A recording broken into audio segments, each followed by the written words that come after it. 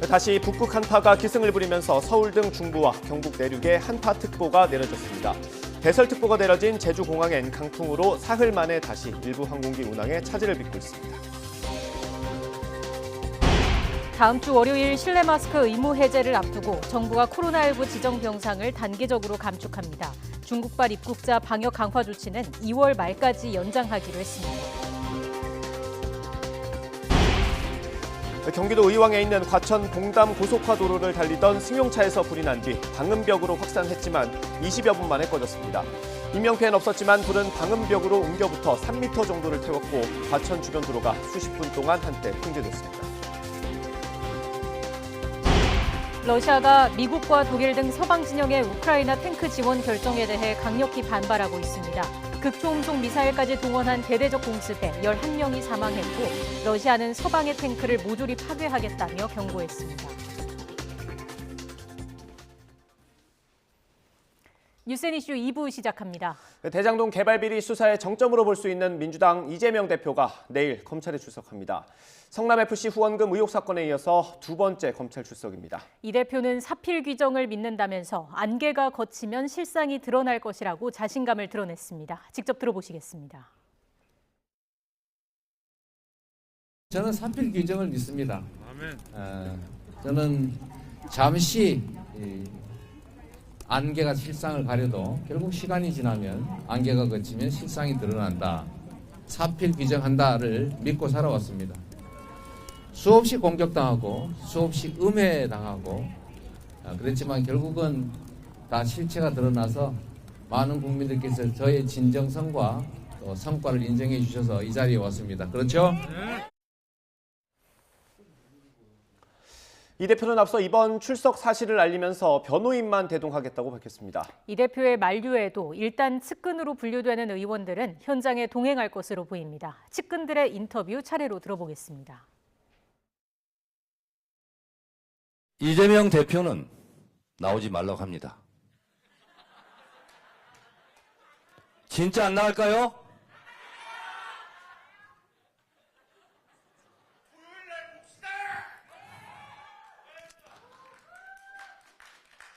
제가 옆에 앉아 있는데 정치군님 올라가서 제발 그런 말씀 하지 마세요. 됐어요. 제가 그냥 알아서 합니다. 그냥 계세요. 대표와의 포토라인을 서고 이런 문제는 좀 다른 문제 차원의 문제인 것 같고요. 당연히 우리 지지자들을 만나기 위해서 저는 참석해야 된다고 생각하고 있습니다. 홀로 당대표를 그런 어떤 호랑이 굴 속으로 들어가게 할 수 없다라는 그 안타까움 때문 아닌가라는 생각이 드는데요. 그래도 이재명 당대표는 홀로 이것을 당당하게 아무것도 꺼리길 것이 없기 때문에 떳떳하게 맞서겠다라는 그 입장입니다. 네. 그래서 이제 아마 여러 의원님들께서 대표는 오지 말라라고 이야기를 했지만 그래도 마음이 안쓰러워서 3, 3, 5 몇 분은 가실 것 같습니다. 검찰 수사가 조여올수록 대응 방식을 놓고 당내 잡음이 커지는 양상입니다. 검찰이 이재명 대표를 재판에 넘기는 건 정해진 순위라는 분석이 지배적인 가운데 기소가 되면 당헌대로 대표직을 내려놔야 한다는 주장도 있습니다. 이상민 의원의 이야기 들어보시겠습니다. 어쨌든 기소가 되면 당직을 물러나도록 하는 취지는 그 정도로 수사의 대상이 되고 그래서 결국 공적기관이 수사기관으로부터 기소까지 된 마당에는 당직을 수행하는 건 당에 엄청난 타격과 손실을 입힌다. 그래서 그거를 무고함을 밝히고 난 다음에 복귀해라. 이런 뜻이 담겨 있는 겁니다. 심지어는 그런 말을 하는 사람들을 배신자다. 동지는 함께 가야 되고 이렇고 저렇고 얘기하는데 우리가 단순한 계모임이거나 산악회가 아니잖아요. 검찰이 수사를 하는 건 법률적으로 다가오고 있기 때문에 정치적 공세를 하는 게 아니잖아요. 물론 속은 담겨 있다 할지라도 그러면 냉정하게 법률적으로 대응을 해야 되는 문제인데 이를 정치적으로 대응을 하면 아주 소모적인 정쟁으로 끝없이 치닫게 되고 결국 민주당한테 어려움에 빠지게 됩니다. 문재인 정부의 통계 조작 의혹을 들여다보고 있는 감사원이 최근 황덕순 전 청와대 일자리 수석을 불러 조사한 걸로 알려졌습니다. 감사원이 이번 감사에서 청와대 참모를 소환한 건 이번이 처음입니다. 감사원은 황 전 수석이 문재인 정부 당시 비정규직 통계 발표 등에 부적절하게 개입했는지를 조사한 것으로 전해졌습니다. 황 전 수석은 지난 2017년부터 2020년까지 청와대 고용노동비서관과 일자리기획비서관, 일자리수석을 지내며 문재인 정부의 고용정책 전반을 책임졌습니다. 윤석열 대통령의 장모 최은순 씨와 함께 통장 잔액 증명을 위조한 혐의로 재판에 넘겨진 동업자 안모 씨가 1심에서 실형을 선고받았습니다. 의정부지방법원은 오늘 통장 잔액 증명서를 위조한 혐의로 최 씨와 함께 기소된 안 씨에게 징역 1년을 선고했습니다. 재판부는 안 씨가 위조된 잔액 증명서를 재판에 증거로 제출하는 등 행사한 것은 건전한 금융거래 질서는 물론 재판의 공정성을 크게 해치는 행위라며 양형 이유를 설명했습니다. 안 씨는 지난 2013년 4월에서 10월 사이 경기 성남시 도촌동 땅을 사들이면서 최은순 씨와 공모해 은행에 347억 원을 예치한 것처럼 통장 잔액 증명서를 위조한 혐의로 재판에 넘겨졌습니다. 나경원 전 의원이 전당대회 불출마를 선언한 뒤 처음 실시한 여론조사에서 김기현 의원이 선두를 유지하고 안철수 의원이 맹추격하고 있다는 조사 결과가 나왔습니다. 리얼미터가 미디어 트리뷴 의뢰로 지난 25일과 26일 전국의 성인 남녀 1,009명을 조사한 결과 국민의힘 지지층 422명을 대상으로 조사한 결과 김 의원은 국민의힘 지지층에서 40%로 당대표 지지도 1위를 차지했습니다. 안철수 의원은 33.9%로 직전 조사 17.2%보다 2배 가까운 지지율을 보이며 2위로 뛰어올랐습니다. 양자구도 체제를 굳혀가고 있는 김 의원과 안 의원의 지지율 격차는 직전 조사에선 23%포인트였지만 이번에는 오차 범위 아닌 6.1%포인트로 좁혀졌습니다. 가상 양자 대결에서는 김기현 48%, 안철수 40.8%로 7.2%포인트 격차가 났는데 역시 오차 범위 아니었습니다. 자세한 내용은 리얼미터나 미디어 트리뷴 홈페이지를 참고하시면 됩니다. 서울 용산으로 대통령실이 옮겨가면서 새로 설정된 비행 금지 구역에서 무허가 드론이 적발된 사례가 100건이 넘는 것으로 나타났습니다. 더불어민주당 안규백 의원실이 육군으로부터 제출받은 자료에 따르면 윤석열 정부 출범 이후인 지난해 5월 10일부터 8개월 동안 비행 금지 구역 안에서 불법 비행으로 적발된 드론은 모두 104대였습니다. 이 가운데 절반 이상인 58건은 드론을 조종한 사람이 누군지 붙잡지 못했고 실제로 조종사에게 과태료까지 부과된 경우도 26건에 그쳤습니다. 다음 달 8일 열릴 것으로 보이는 대규모 열병식을 앞두고 북한 수도 평양에 모레까지 봉쇄령이 내려졌습니다. 이에 대해 국정원도 코로나19와 유사한 정황이 포착됐다고 밝혔는데 북한의 코로나19가 재확산하는 건 아닌지 관심입니다. 최두희 기자입니다. 북한 주재 러시아 대사관이 자체 페이스북 계정을 통해 공개한 북한 외무성의 통지문입니다. 지난 25일 0시부터 29일 자정까지 평양 전역에 특별 조치를 발령했다고 돼 있습니다. 코로나19에 대한 언급 없이 독감과 기타 호흡기 질환 확산 때문이라고만 설명했습니다.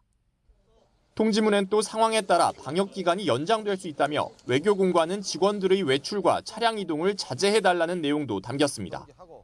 앞서 북한 전문 매체도 북한 당국의 포고문을 인용해 호흡기 질환 사례 증가 때문에 평양 주민들에게 29일까지 닷새 동안 봉쇄령을 내렸다고 보도했습니다. 아무리 북한이 국경을 봉쇄한다 하더라도 일부 무역의 가능성은 열려 있거든요. 중국의 확진자율이 굉장히 높은 상황에서 북한 쪽으로 전파됐을 가능성도 완전히 배제할 수 없다라는 것이죠. 올해 고강도 도발을 예고한 북한이 새해 첫날 단거리 탄도미사일을 쏜 뒤 한 달 가까이 조용하다는 점도 미심쩍은 대목입니다. 이에 대해 국정원도 북한에서 코로나19 발생과 유사한 정황이 포착됐고 북한 내부 동향을 주시하고 있다고 밝혀 코로나19 발생 가능성에 무게를 실었습니다. 이런 가운데 북한 관영 매체는 비상방역전을 강도 높이 전개해야 한다며 대규모 열병식을 앞두고 방역의 고삐를 바짝 쥐고 있는 모양새입니다. 앞서 북한은 지난해 4월 열병식을 계기로 코로나19가 확산한 전례가 있는데 북한 당국은 같은 해 5월 코로나19 확진자 발생 사실을 처음으로 인정한 뒤 8월에 방역대전 승리를 주장했습니다. YTN 최두입니다. 중국발 코로나19 확산을 차단하기 위해 이달 2일부터 시행하고 있는 단기 비자 발급 제한 기간이 다음 달 말까지 한 달 더 연장됩니다. 중앙재난안전대책본부는 중국의 최대 명절인 춘절 이후 유행 증가 등 해외 유입 등을 통한 재확산 가능성을 완전히 배제할 수는 없는 상황이라고 밝혔습니다. 입국자 현황을 보면 최근 2주 동안 확진자 1,404명 가운데 중국발 확진자는 890명으로 63%로 나타났습니다. 이에 따라 중국에 대한 단기 비자 발급 제한 조치를 2월 28일까지 연장하기로 하고, 다만 그 전이라도 상황이 호전되면 비자 발급을 재개할 수 있도록 할 예정이라고 설명했습니다. 중국발 입국자에 대한 입국 전후 전수검사도 예정대로 다음 달 말까지 이어집니다. 코로나19 유행이 감소하면서 병상 수요도 줄어 방역당국은 다음 달부터 지정 병상 수를 감축하기로 했습니다. 중앙재난안전대책본부는 현재 병상 가동률이 중환자실의 경우 27%, 준중환자실 22.8%, 중등증 병상 11.2% 수준으로 안정적으로 유지되고 있다며 코로나19 지정 병상 수를 단계적으로 조정할 계획을 발표했습니다. 정부는 지자체 수요조사 등을 통해 현재 5,843개 병상을 다음 달 둘째 주부터 약 3,900병상 수준으로 조정하기로 했습니다. 정부가 동의 없는 성관계도 성폭행으로 간주하는 법안을 추진하겠다고 했다가 불과 9시간 만에 그 발표를 거둬들였습니다. 정치권은 물론 정부 부처 사이에서도 잇단 반발이 나오자 입장을 뒤집은 것입니다. 어떤 내용인지 살펴보겠습니다. 여성가족부가 올해부터 오는 2027년까지 추진할 3차 양성평등 기본계획을 발표했습니다. 그러면서 형법상 강간죄의 구속 요건을 폭행, 협박에서 동의 여부로 개정하는 걸 검토하겠다고 밝혔습니다. 폭행과 협박이 없어도 동의가 없는 성관계라면 성폭행으로 처벌할 수 있게 한다는 취지입니다. 여가부는 법 개정 과정에서 법무부와 협력하겠다고 설명했습니다. 그런데 정작 법무부는 이 관련 브리핑에서 마이크 앞에 서지 않았습니다. 브리핑 분위기는 어땠을까요? 영상으로 보겠습니다. 강간 구성 요건을 폭행, 협박에서 동의 여부로 개정, 메타버스 내 성적 괴롭힘 처벌을 검토하기로 한 배경이 무엇인지 궁금합니다. 법무부와 이를 논의한 과정은 어땠는지요? 자료에 간략히만 나와서 구체적인 설명을 부탁드리고 정부 차원의 법 개정안은 언제 제출될 예정인지 답변 부탁드립니다. 네, 법무부 담당 과장이 설명하도록 하겠습니다. 예, 정정하겠습니다. 여성정치국장이 설명하도록 하겠습니다. 네, 강간 구성 요건에서 폭행, 협박, 그리고 동의 여부로 개정한 것, 그리고 메타버스. 네, 답변이 원활하지 않는 모습 보셨습니다. 이어지는 다른 질문에서도 비슷한 모습이 반복됐습니다. 성폭력 관련 법률 개정 부분에서 이제 성폭력 범죄 처벌 등에 관한 특례법에 피해자의 과거 성희력, 증거 채택 금지 조항 신설 검토 내용이 있는데 이게 형사소송법 개정이 아닌 성폭력 처벌법 개정으로 혹시 이 신설을 검토하는 이유에 대해서 설명을 듣고 싶습니다. 네. 이거 우리가 지금 조금 법무부 답변하실 수 있겠어요? 네. 조금 더 추후에 저희가 좀 확인해서 말씀드리도록 하겠습니다. 네. 브리핑 이후에 법무부는 별도의 입장을 발표했습니다. 비동의 간음죄 신설 논의는 충분한 논의를 거쳐야 한다며 여가부의 반대 취지의 신중 검토 의견을 제시했다는 내용이었습니다. 정치권으로도 논란이 확산하자 여가부는 브리핑 9시간 만에 비동의 간음죄 개정 계획이 없다며 입장을 뒤집었습니다. 해당 과제는 지난 2015년 1차 양성평등 기본계획부터 논의돼 온 과제로 이번 정부에서 새롭게 검토되거나 추진되는 과제가 아니라고 해명했습니다. 사회적 공감대가 제대로 이루어지지 않은 사안을 두고 정부 부처 간 조율이 제대로 이루어지지 않은 상황이 나오면서 혼란에 이어 갈등까지 만들었다는 비판을 피하기는 어려워 보입니다. 북한이 준비를 끝내놓고도 7차 핵실험을 하지 않는 이유는 김정은 국무위원장이 그 필요를 느끼지 않기 때문이라는 미국 정보당국의 평가가 나왔습니다. 미 국방부 장관은 다음 주 한국을 찾는데 북한의 핵 선제 사용 시나리오를 토대로 대응 방안을 강구할 것으로 전해졌습니다. 보도에 이종수 기자입니다. 미국의 싱크탱크 전략국제문제연구소 CSIS 화상대담에서 미 국가정보국사나 국가정보위원회의 시드니 사일러 북한 담당관은 북한이 아직 7차 핵실험을 하지 않은 것은 어떤 인위적인 시간을 맞춰야 할 내재적인 시급함이 없기 때문이라고 진단했습니다. I mean, although risking a tautology, they haven't launched because Kim doesn't see a need to launch. 북한은 핵실험을 할 경우 예상되는 외교 폭풍, 북한 주민 결집 효과 등을 고려해 시기를 결정할 것이란 겁니다. 사일러 담당관은 북한의 목표가 끊임없이 강화되는 핵 위협을 과시하는 것이라면 이미 충분히 목표를 달성했기 때문에 핵실험은 그렇게 중요하지 않다면서 북한의 핵미사일 역량이 빠르게 발전하는 것에 우려를 나타냈습니다. 한미당국은 북한이 지난해 봄부터 7차 핵실험을 준비하는 동향을 포착한 뒤 이제 모든 준비를 끝내고 김정은 위원장의 최종 결심만 남았다고 평가해왔습니다. 한편 로이드 오스틴 미 국방부 장관은 현지 시간 29일 한국과 필리핀 순방에 나섭니다. 사브리나 싱 미국 국방부 부대변인은 이번 방안에서 오스틴 장관이 영내 방위에 대한 공약을 강조할 것으로 생각한다고 말했습니다. 오스틴 장관의 방안은 다음 달 진행될 예정인 한미 확장 억제 수단 운용 연습에 대한 준비 상황을 파악하는 목적도 있는 것으로 전해졌습니다. 일반적인 한반도 위기 상황을 가정하던 과거 한미 확장 억제 수단 운용 연습과 달리 이번에는 북한의 핵 선제 사용 시나리오를 토대로 대응 방안을 강구한다는 것이 한미 양국의 목표입니다. YTN 이종수입니다. 국제민간항공기구 이카오가 북한의 무인기 침투와 관련해 한국 정부가 국제민간항공협약 위반 여부를 조사해달라고 할 경우 필요한 대응에 나서겠다는 뜻을 밝혔습니다. 이카오 공보실은 북한 무인기 침투에 대한 진상조사 시행 여부를 묻는 자유아시아 방송의 질의에 관련국 또는 제3국이 이 사안을 국제 외교적 고려사항으로 공식 제기한다면 관련 논의를 지원하고 최종적으로 논의 결과를 보고하는 게 이카오의 역할이라고 답했습니다. 국제민간항공협약, 이른바 시카고 협약은 항공기의 안전한 운항과 관련한 일반적 규정을 담고 있는데 협약 제8조에는 조종자 없이 비행할 수 있는 항공기는 채약국의 특별한 허가 없이 또 그 허가 조건을 따르지 않고는 채약국의 영역을 비행해서는 안 된다고 돼 있습니다.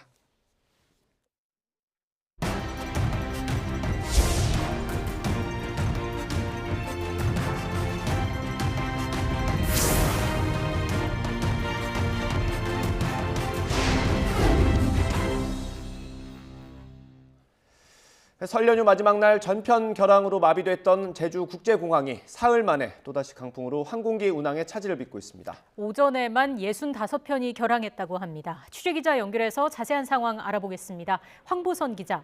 네, 전국부입니다. 네, 지금 제주공항 상황 어떻습니까? 네, 상당한 차질을 빚고 있습니다. 한국공항공사에 물어봤더니요. 오늘 오전 11시 기준으로 제주공항을 오가는 항공편 65편이 결항입니다. 또 예정 시각보다 30분 이상 늦게 출발하거나 도착하는 지연 운항도 19편에 이르는 것으로 나타났습니다. 제주공항에서만 84편이 차질을 빚은 셈이죠. 제주공항에 오늘로 예정된 국내선 항공편은 모두 445편인데 결항이나 지연이 더 늘어나지 않을까 우려됩니다. 이번 운항 차질도 설 연휴 마지막 날과 같은 이유에서 비롯됐습니다. 강풍과 함께 바람의 방향과 세기가 급히 바뀌는 이른바 급변풍이 불고 있기 때문입니다. 실제로 제주도에는 강풍특보 그리고 급변풍특보가 발효되어 있습니다. 제가 방금 막 제주공항에 도착한 한 승객의 얘기를 들어봤는데 항공기 동체가 여러 차례 흔들리면서 불안하게 착륙했다 이렇게 말했습니다. 공항 관계자는 강풍특보가 발효된 가운데 이른바 급변풍이 부는 등 기상 상황이 좋지 않아서 결항이 발생하고 있다며 이용객들은 사전에 운항 정보를 확인하셔야 한다 이렇게 당부했습니다. 앞서 설 연휴 마지막 날인 지난 24일 강풍과 급변풍이 부는 가운데 많은 눈이 내리면서 제주공항을 오갈 예정이던 국내선과 국제선 470여 편이 모두 결항했고 4만여 명의 발이 묶였습니다. 지금까지 전국부에서 YTN 황보선입니다. 다시 북극 한파가 기승을 부리면서 서울 등 중부와 경북 내륙 지역에 오늘 오전 10시 40분부터 한파특보가 내려졌습니다. 기상청은 북극 한기가 남하하면서 내일 아침 서울 기온이 영하 12도까지 떨어지는 등 중부와 경북 지역 기온을 중심으로 한파가 수도 간 동파 등 피해 각별히 유의해달라고 당부했습니다. 현재 경기 북동부와 강원 충북 북부 지역에 한파 경보가, 서울과 경기 서해안, 충청과 경북 내륙에는 한파 주의보가 발효됐습니다. 이번 한파는 내일까지 이어진 뒤 일요일 낮 서울 기온이 영상권을 회복하면 누그러질 전망입니다. 최근 급등한 난방비로 고통을 겪는 취약계층을 위해 서울시와 자치구가 총 742억 원을 투입합니다. 서울시는 오늘 오세훈 시장 주재로 한파 대응 민생안전대책 관련 구청장 회의를 한 뒤 이같이 결정했다고 밝혔습니다. 서울시가 680억 원, 자치구가 62억 원을 각각 부담합니다. 시는 어제 발표한 취약계층 난방비 지원금 346억 원을 포함해 취약계층 집수리 지원에 137억 원, 취약계층 에너지 복지 시구 협력 강화에 197억 원을 투입합니다. 날벼락처럼 느껴질 정도로 급하게 오른 난방비는 혼자 사는 1인 가구에도 부담일 수밖에 없습니다. 작은 원룸 난방비도 2배나 올랐다고 하는데 온라인에서는 난방비를 조금이라도 아끼기 위한 다양한 방법이 공유되고 있습니다. 안동준 기자의 보도입니다. 20제곱미터가 안 되는 작은 원룸에 거주하는 1인 가구 김상현 씨. 최근 관리비 청구서를 받고 깜짝 놀랐습니다. 김 씨가 한 달 동안 사용한 도시가스 요금은 6만 1,000원. 한파에 난방을 조금 더 쓰긴 했지만 평소 3만 원대로 나오던 요금이 2배 가까이 늘었기 때문입니다. 한 달에 월세 격으로 한 35만 원 정도 내고 있는데 난방비만 6, 7만 원이 나와버리니까 원래 세워뒀던 지출 계획이 좀 무너지기도 하고. 김 씨는 평소 난방비를 줄이기 위해 집에서는 수면 양말을 신거나 옷을 겹쳐 입는 방식으로 체온을 유지했습니다. 또 잘 때는 보일러 온도를 낮추고 전기장판을 사용하는 등 여러 방법을 시도했지만 난방비 폭탄을 피해가지는 못했습니다.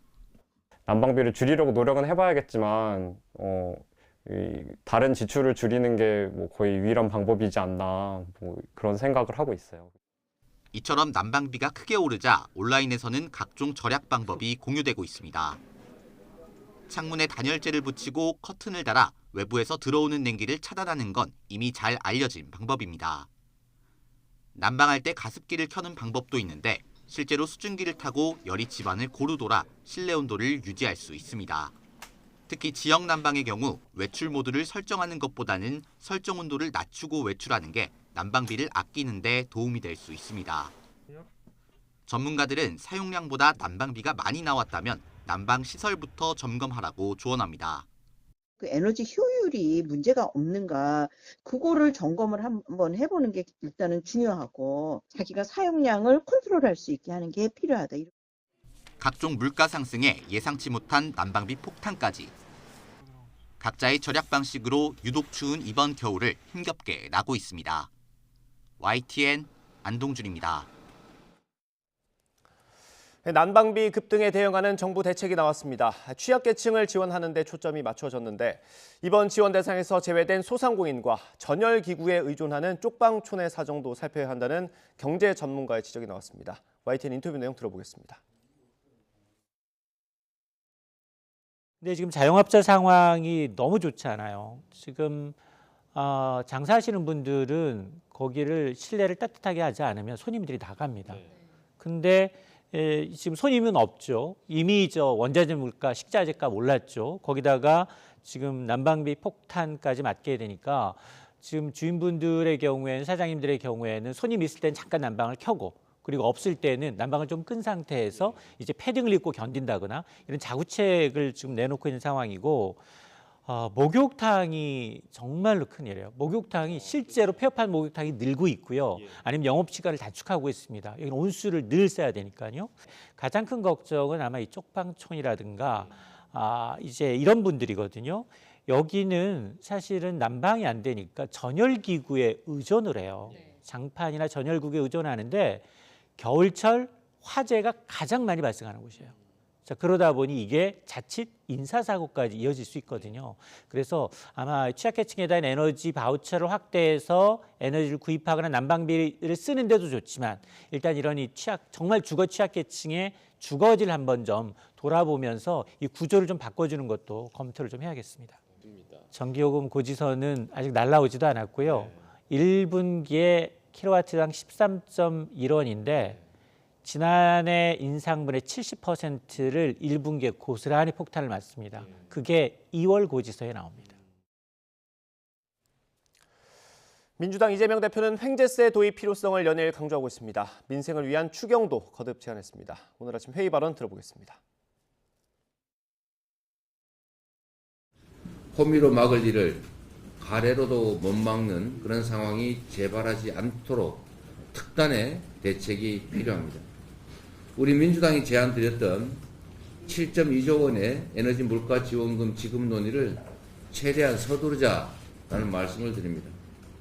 포괄적인 민생 회복을 위해서 30조 원 규모의 민생 추경, 민생 프로젝트 협의도 다시 한번 제안드립니다.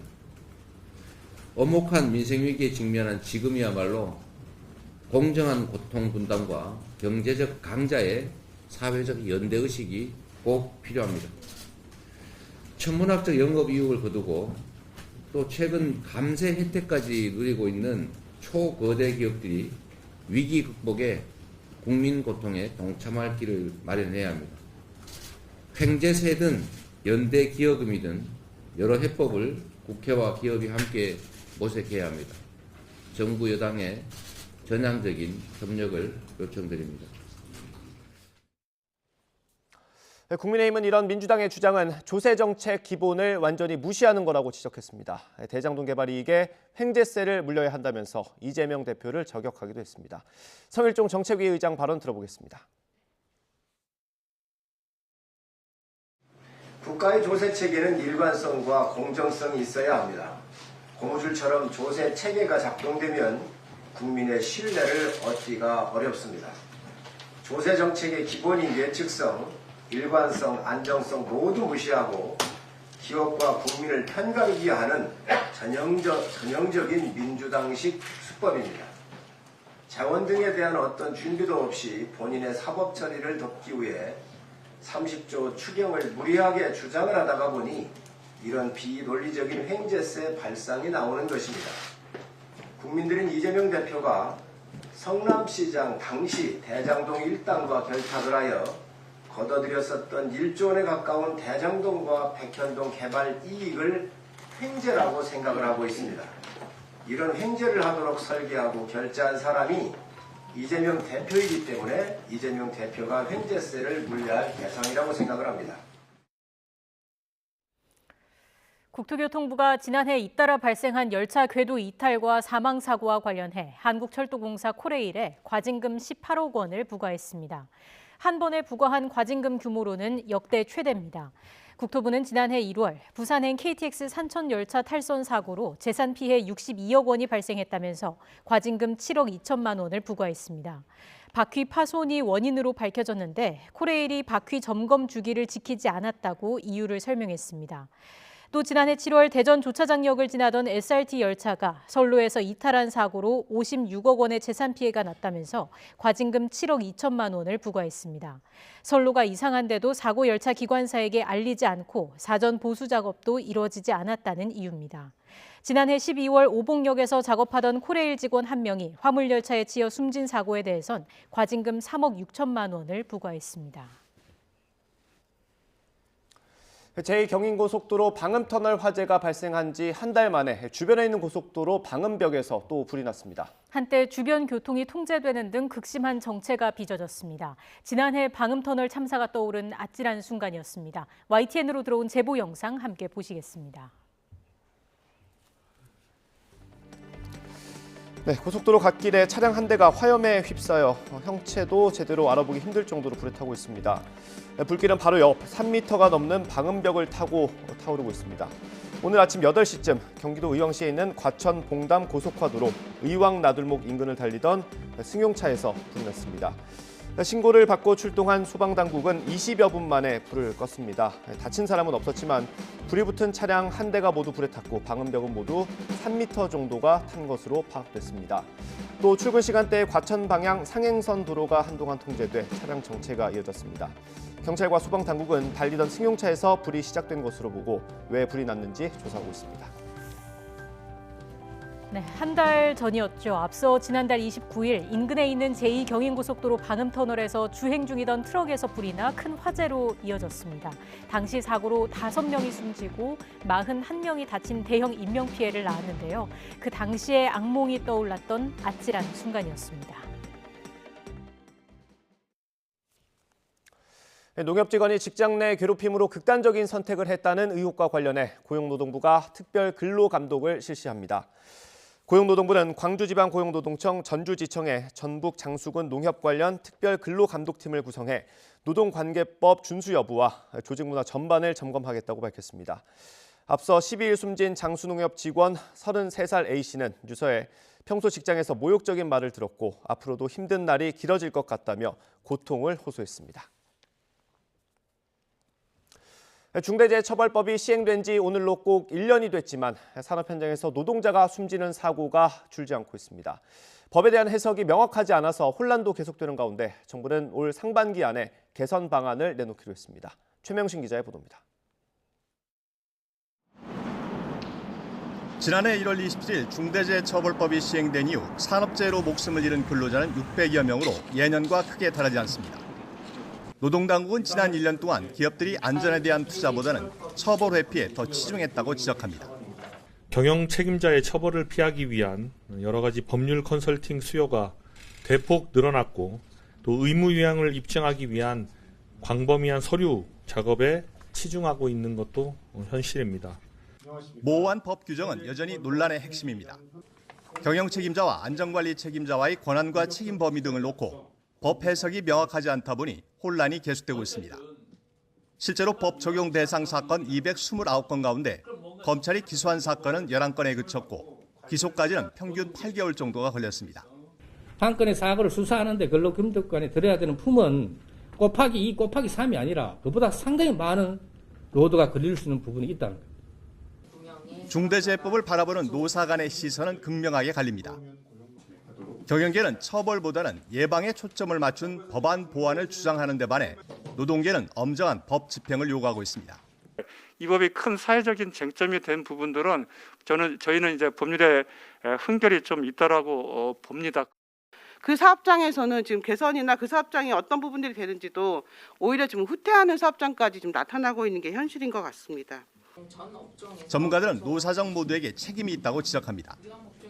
경영계에는 적극적인 안전관리 체계 구축을, 노동계에는 현실적인 대안 고민을, 행정당국엔 철저한 사전관리 감독을 주문합니다. 사망사고를 줄려면 감독관이 현장을 돌면서 감독을 해야 합니다. 계속 사람만 붙들어놨고 조사하는 것 가지고는 사망사고를 실질적으로 줄일 수 없다. 내년부터 52 미만 영세 사업장이 법 적용 대상에 추가되는 만큼 이 문제도 풀어야 할 과제입니다. 52 미만 사업장은 전체 사업장의 90%가량을 차지하는 데다 산업재해의 80%가 집중돼 있지만 예방 체계를 만들 능력이 부족한 게 현실입니다. 이에 정부는 법 개선 논의를 위한 TF를 발족하고 올 상반기 안에 개선 방안을 내놓기로 했습니다. 획일적인 처벌과 규제 대신 노사 스스로 자율 역량을 키우는 방안이 유력시됩니다. 하지만 이럴 경우 경영계의 손을 들어준 모양새여서 가뜩이나 노동개혁 이슈로 정부와 대립각을 세우고 있는 노동계의 반발은 불가피할 전망입니다. YTN 최명신입니다. 정부는 전통시장에서 사용할 수 있는 온누리 상품권 이용을 활성화하기 위해서 17억 원 규모의 복권 이벤트를 하고 있습니다. 원래는 지난해 12월부터 경품을 지급할 계획이었는데 예산 편성이 삐걱대면서 당첨금 지급이 계속 미뤄지고 있습니다. 제보노와의 윤성훈 기자의 보도입니다. 전통시장에서 현금처럼 쓰면서 할인 혜택도 받을 수 있는 온누리 상품권. 최근에 모바일 앱에서 충전하는 방식이 새로 도입됐습니다. 정부는 지난해 11월부터 올해 1월까지 모바일 앱으로 상품권을 사용하면 추첨을 거쳐 상품권을 다시 충전해주는 소비복권 이벤트도 시작했습니다.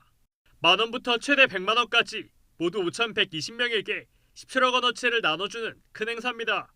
상품권 홈페이지에는 지난해 12월 중순 이후 차례대로 경품을 지급한다는 공지도 뚜렷합니다. 그러나 아직 경품을 받은 사람은 아무도 없습니다. 행사 첫 달인 11월 말 뽑힌 1회차 당첨자들조차 당첨금이 충전되기를 기다리는 상황입니다. 저희가 최초로 통보받은 게 11월 30일 통보받았어요. 맨 처음에 지급 안내는 12월 중순이라고 안내를 했거든요. 근데 지금도 못 받고 있네요. 국가에서 하는 사업이지만 그건 좀 잘못된 것 같잖아요. 심지어 1등과 2등, 3등은 경품 액수의 22%, 많게는 22만 원을 제세 공과금으로 완납하고 정작 당첨금은 손에 쥐어보지도 못했습니다. 받은 건 정부 예산 편성 일정으로 당첨금 지급이 지연될 예정이라는 안내 문자가 전부입니다. 이에 대해 정부는 우선 1등부터 3등까지 당첨자에게서 제세 공과금 납부 동의를 받는 데 시간이 걸렸고 형평성 차원에서 4등과 5등에게도 한꺼번에 당첨금을 주려다 보니 지난해 잡아둔 예산을 집행하지 못한 채 해를 넘기며 문제가 발생했다고 인정했습니다. 결국 온누리 상품권 발행 예산을 올해 다시 편성해야 해서 현재 절차를 밟고 있다는 설명입니다. 정책적인 행정적인 준비가 조금 미흡했던 걸로 보여지네요. 그런 걸 충분히 예상해서 지급 기한이라든지 이런 거에 대해서 꼼꼼히 챙겨봤어야 되는데. 정부는 예산 재편성을 얼른 마무리하고 당첨금도 조속히 지급될 수 있도록 하겠다고 밝혔습니다. 그러나 이미 당첨된 사람들에게도 약속을 지키지 못한 가운데 5회차부터 마지막 7회차까지 앞으로 당첨될 이들에게는 언제 당첨금을 줄 수 있을지는 불투명합니다. YTN 윤성훈입니다. 경기 악화가 이어지면서 기업의 체감 경기 역시 5달 연속으로 하락했습니다. 한국은행 자료를 보면 이번 달 모든 산업의 기업 경기 실사지수 BSI는 69로 한 달 전보다 5포인트 뒷걸음질 쳤습니다. 이는 코로나19 사태가 한창이던 지난 2020년 9월 이후 가장 낮은 수준입니다. BSI의 기준치는 100으로 이를 밑돌면 현재 경영 상황에 대한 기업의 부정적인 응답이 긍정적 답변보다 많다는 뜻입니다. 다음 달에 대한 전망 BSI 지수도 한 달 만에 2포인트 하락한 68로 집계됐습니다. 한국은행은 물가가 여전히 높은데 세계적인 경기 둔화 압력이 커지면서 전망 지수도 하락했다고 설명했습니다. 경기 침체 우려 속에서도 미국 경제가 지난해 2% 넘는 성장률을 기록한 것으로 집계됐습니다. 바이든 대통령은 지난해 4분기 GDP 성적표에 크게 기뻐하며 한국 기업을 미국에 유치한 성과를 다시 한번 내세웠습니다. 워싱턴 권준기 특파원입니다. 지난해 1, 2분기 연속 마이너스 성장으로 기술적 경기 침체에 빠졌던 미국 경제가 반전에 성공했습니다. 3분기 3.2%에 이어 4분기 2.9% 성장률을 기록하며 앞선 1, 2분기 하락분을 모두 만회하고도 남았습니다. 2022 연간 GDP 성장률은 2.1%를 기록했습니다. 4분기 GDP 성장률 2.9%는 전문가 전망치를 웃도는 결과입니다. 미국 경제의 3분의 2 이상을 차지하는 개인 소비 지출이 2.1% 증가하며 GDP 성장을 이끌었습니다. 인플레이션이 여전한 가운데도 소비자들이 지갑을 열었다는 것으로 여전히 일자리가 넘쳐나는 노동시장 과열 현상의 영향으로 분석됩니다. 미국의 지난주 실업수당 청구 건수는 6천 건 줄어들며 지난해 4월 이후 가장 낮은 수치를 기록했습니다. 바이든 대통령은 한국을 비롯한 해외 기업들이 370조 원 투자 계획을 발표했다며 미국의 일자리 시장 미래는 밝다고 강조했습니다. South Korean company. They're investing billions of dollars. I said, why the United States? To the CEO when I was in Korea. He said, because you're the single best workers in the world and you're the most reliable nation in the world. 그렇다고 올해 경제를 낙관할 수 있는 건 아닙니다. 인플레이션을 잡기 위한 연준의 가파른 금리 인상 영향으로 이자율에 민감한 건설과 주택 시장의 둔화가 이미 시작됐습니다. 가계 저축이 고갈되고 신용카드 빚이 쌓이고 있는 것도 소비 지출 전망을 어둡게 하고 있습니다. 이런 가운데 연준은 다음 주 0.25%포인트 금리 인상을 단행한 뒤 상반기에 추가 금리 인상을 이어갈 것으로 전망됩니다. 다만 지금 추세대로 물가가 잡히면서도 노동시장이 계속 견고하게 버틴다면 연준이 긴축을 완화하면서 경기 침체 없이 연착륙할 거란 관측도 나오고 있습니다. 워싱턴에서 YTN 권윤기입니다. 미국 동부의 뉴저지주 하원이 해마다 11월 22일을 김치의 날로 기념하자는 결의안을 가결했습니다. 뉴저지 하원은 지난 현지 시각 26일 본회의에서 김치의 날 결의안을 찬성 74표, 반대 2표라는 압도적인 표차로 통과시켰습니다. 한국계 엘렌박 의원이 제출한 이 결의안은 한국 이민사회를 통해 미국에 소개된 이후 다른 민족들에게까지 널리 사랑받게 된 건강식품 김치의 역사를 기념하자는 내용이 담겼습니다.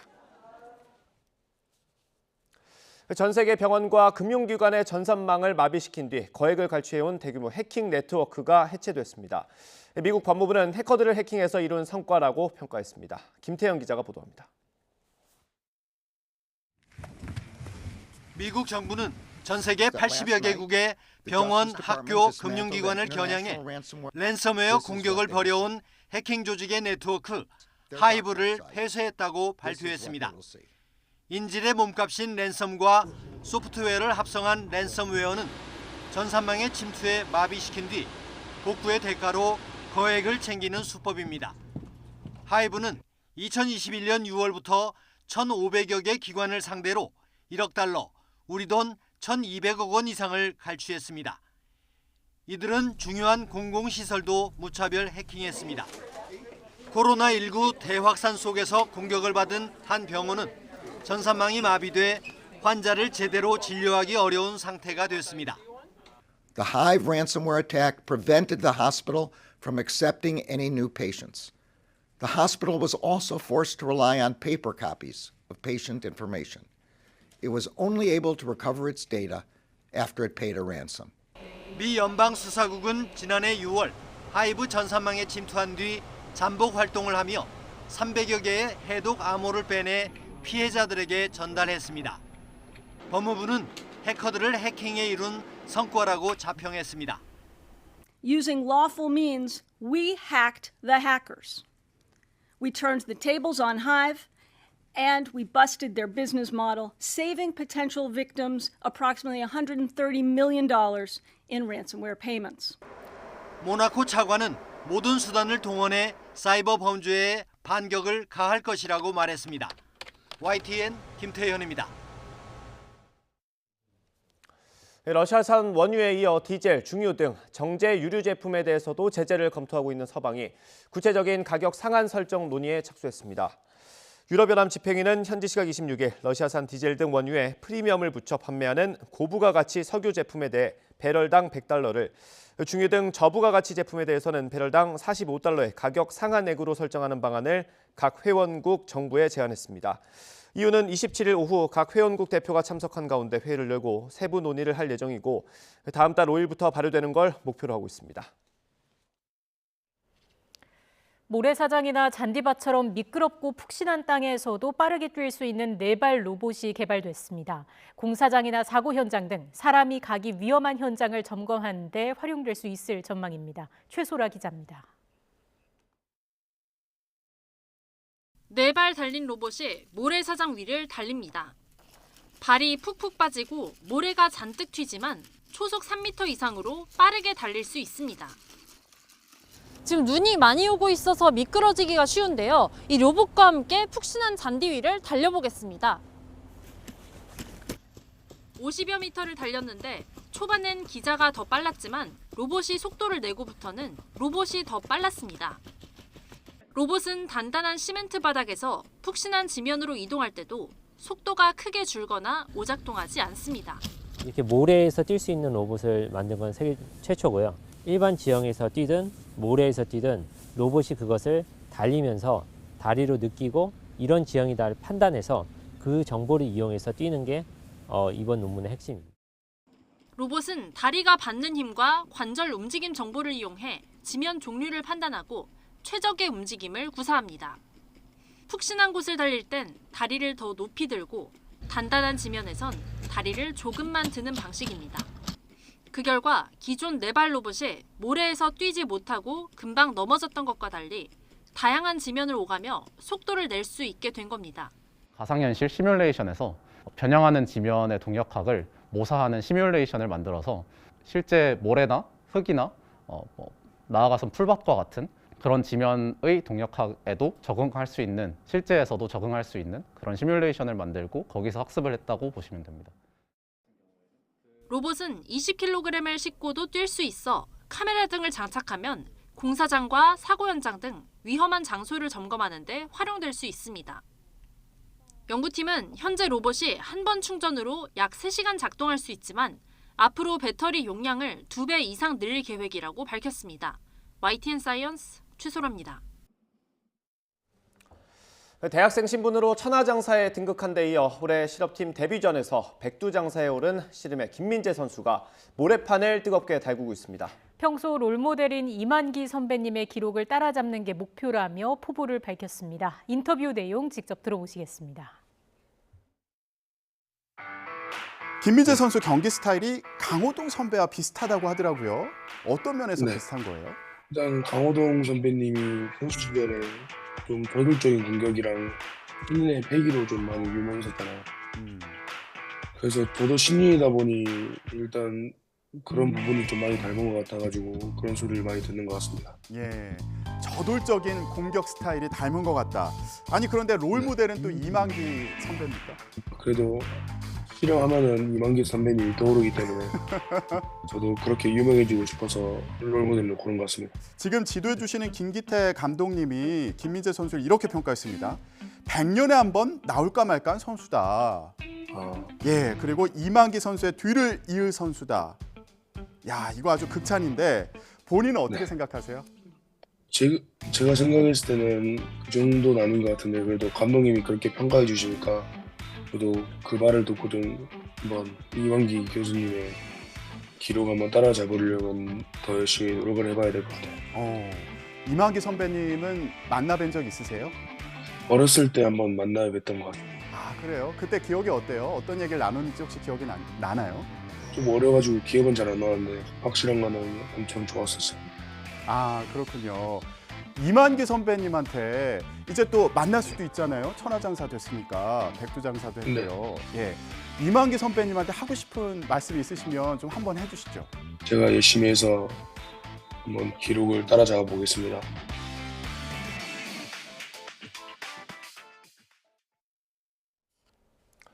전화 금융 사기라는 것을 알면서도 인출책이 돼 남의 카드를 넘겨받았다면 그 자체로 처벌해야 한다는 대법원의 판단이 나왔습니다.